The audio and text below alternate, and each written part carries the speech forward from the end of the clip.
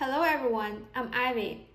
In my last video, I talked about why it's fundamental for businesses to learn about their customer in order to pursue their critical path. But in practice, how do they do it?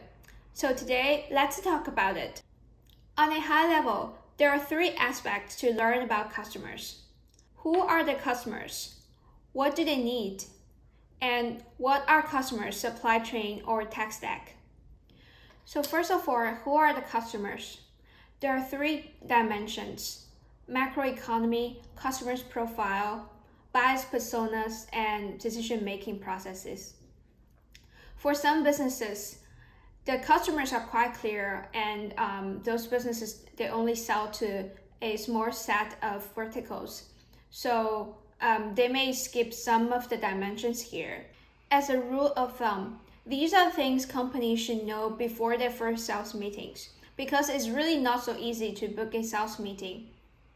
If they don't know these basic info about their customers, they may risk losing the chance to deeply interact with the customers.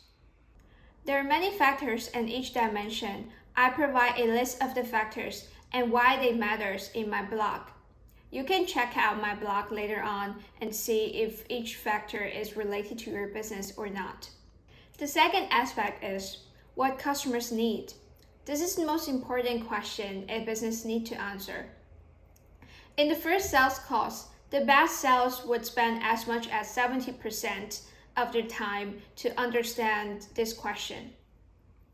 But unfortunately, there's no formula to break down this answer, and how well a business can answer this question depends on their capability to ask strategic questions. In general, there are two things a business needs to learn about. First of all, what kind of problems are customers looking to solve? And second, what challenges are customers facing? What kind of problems customers look to solve will showcase the solutions they have in mind. But often that's not the best solution available. So that's why it's important to ask them an open question about the challenges they are facing. Based on the information, the company can decide which part of the challenges they can address. For the part they cannot handle at the moment, they should evaluate what should be on its roadmap and what is simply out of their scope. For the things out of scope, the company should further look at buy or partner options and decide if the current technology is not ready. So the end goal of this practice is to help with customers' critical path as much as possible with a variable cost. It's not enough to ask customers what they need, because sometimes customers only have a vague idea about what they want, and they may not realize there are other options to optimize their businesses. So it would be very helpful for a company to look at their customer supply chain or tech stack, depending on what kind of business a customer have. For example, in data analytics, a typical tech stack looks like the chart. As you can see, it's quite complicated. Customers usually have one or more vendors at each node, or have one vendor to deal with several nodes just for the convenience. For any company to win customers, it needs to understand how it fits in their tech stack. Most likely, customers will expect their vendors to have integrations with each other. And for a customer-centric company, the best it can do is to make sure data flows smoothly from data source to application, so their customers can focus on their core businesses. Being in a highly competitive and fragmented market like data analytics, it's often not easy for a business to figure out what players are at each node. So it's very important for a company to have an industry map.